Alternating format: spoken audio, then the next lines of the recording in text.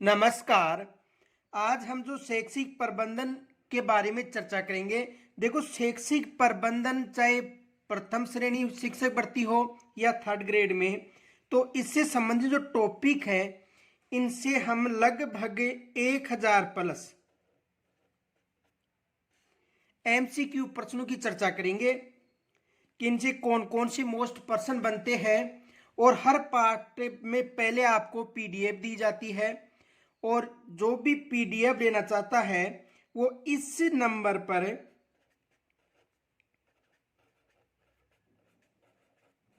यानी 9950389286 नंबर पर जो व्हाट्सएप नंबर है यहाँ पर अपना नंबर भेजकर जो एक ग्रुप बना रखा है शैक्षिक प्रबंधन, उसमें शामिल हो सकता है। यानी पहले आपको पीडीएफ दी जाएगी और दूसरे दिन आपको इन जो पीडीएफ है उसका हल कराया जाएगा तथा उनके उत्तर आपको दिए जाएंगे।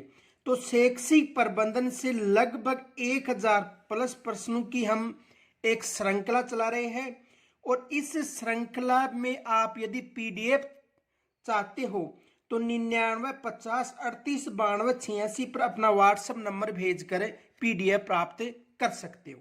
तो देखो, शैक्षिक प्रबंधन से कौन कौन से प्रश्न बनते हैं, तो हम सबसे पहले उनकी चर्चा करेंगे। देखो, एक तो ये प्रश्न बन सकता है,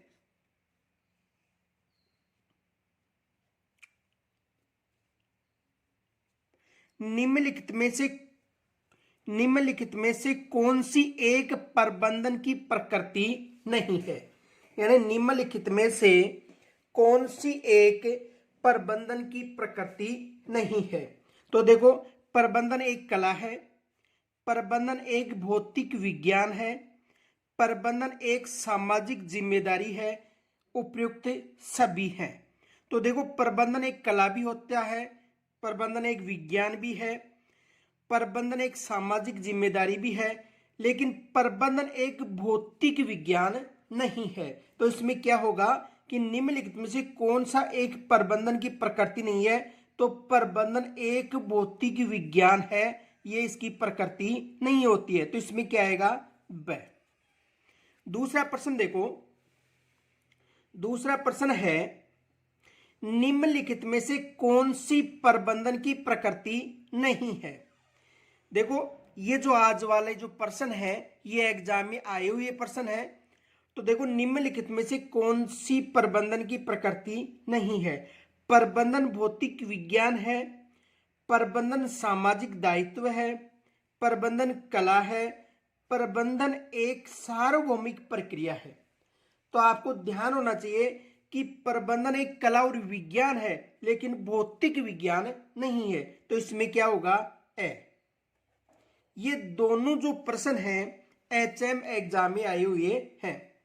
तीसरा प्रश्न देखो, तीसरा प्रश्न है, प्रबंधन में जो पोस्ट कॉर्ब सूत्र निम्न में से किसने दिया।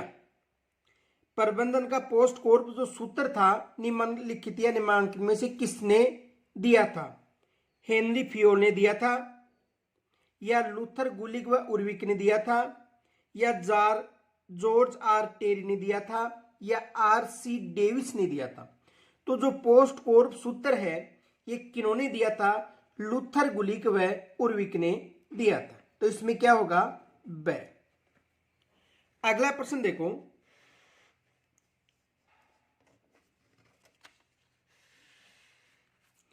अगला प्रश्न है, शैक्षिक प्रबंधन एवं प्रशासन के लिए, शैक्षिक प्रबंधन एवं प्रशासन के लिए लूथर गुलिग द्वारा प्रदत्त सूत्र पोस्ट कॉर्ब में अक्षर डी, कौन सा अक्षर पूछ रहा है, अक्षर डी का अर्थ क्या है। यानी प्रारूप, डिजाइन, ब में है वितरण यानी डिस्ट्रीब्यूशन, स में है निर्देशन यानी डायरेक्टिंग, और द में है विकासशील यानी डेवलपिंग। तो इसमें जो ऑप्शन होगा, देखो शैक्षिक जो प्रबंधन है इस शैक्षिक प्रबंधन और प्रशासन के लिए लूथर गुलिक द्वारा, किसके द्वारा दिया गया था? पोस्ट कॉर्ब लूथर गुलिक के द्वारा दिया गया था। में अक्षर डी, कौन से अक्षर की बात कर रहा है? अक्षर डी का अर्थ क्या होगा? तो देखो इसका अर्थ होगा निर्देशन यानी डायरेक्टिंग। डी का अर्थ क्या होगा? निर्देशन यानी डायरेक्टिंग।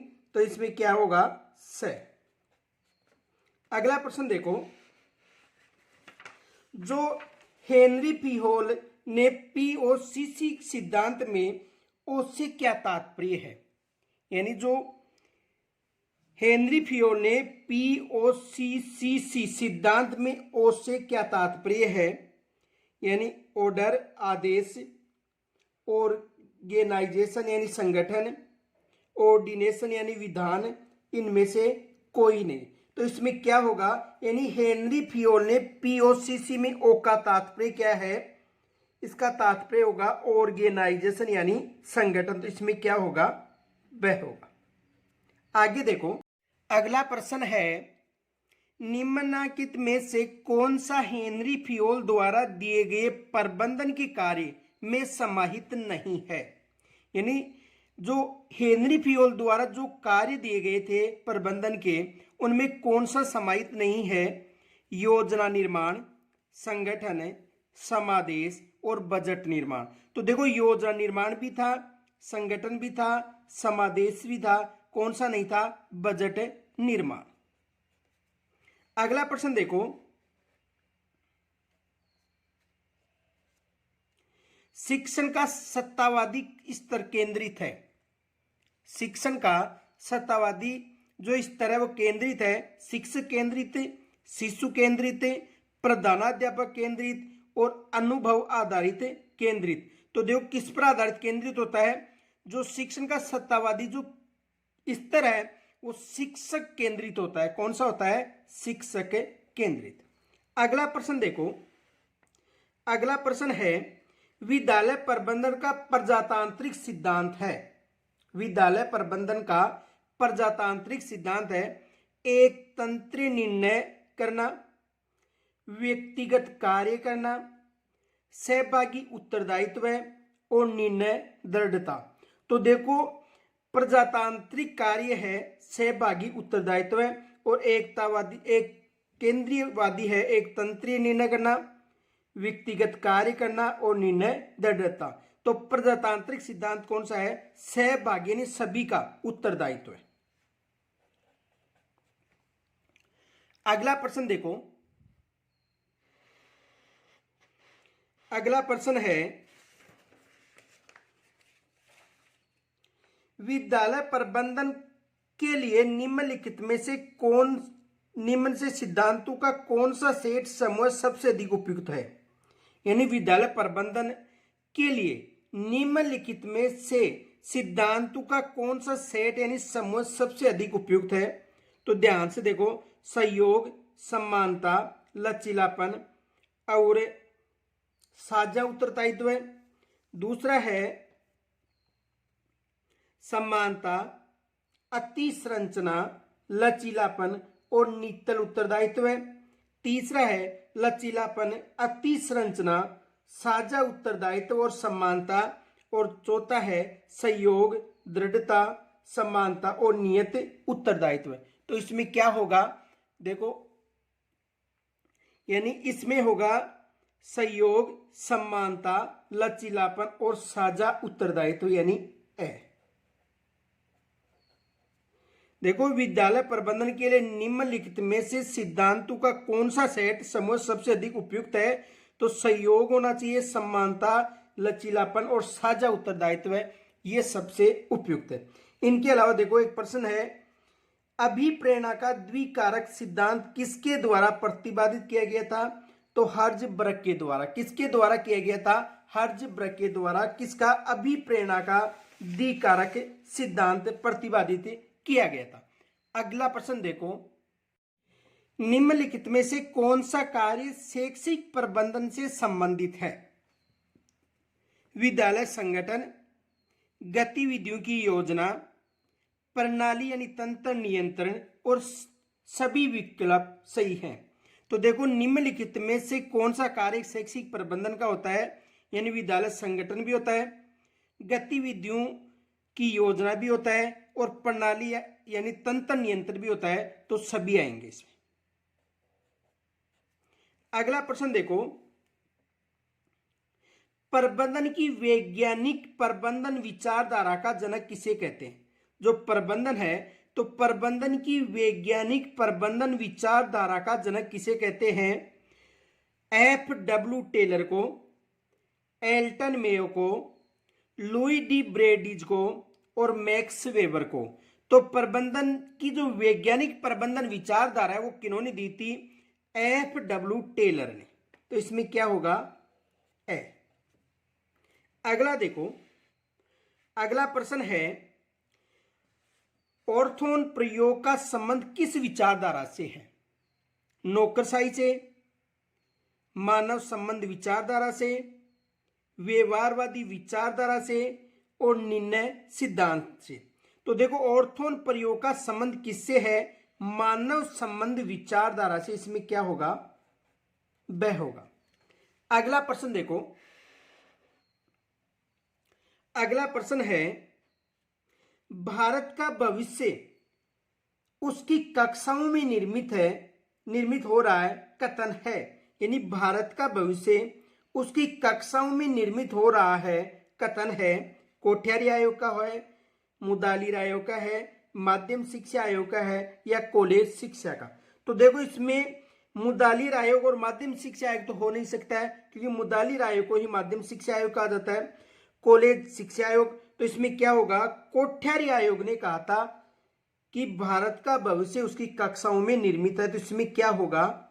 ए। अगला प्रश्न देखो, अगला प्रश्न है,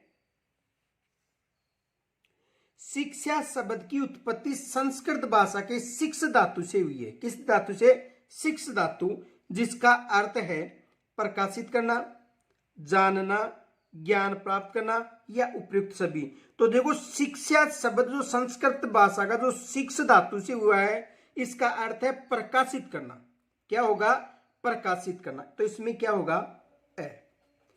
तो आपको जो शैक्षिक प्रबंधन संबंधी जो सामग्री है वो देखो कहां पर मिलेगी? टेलीग्राम ग्रुप है 9950389286।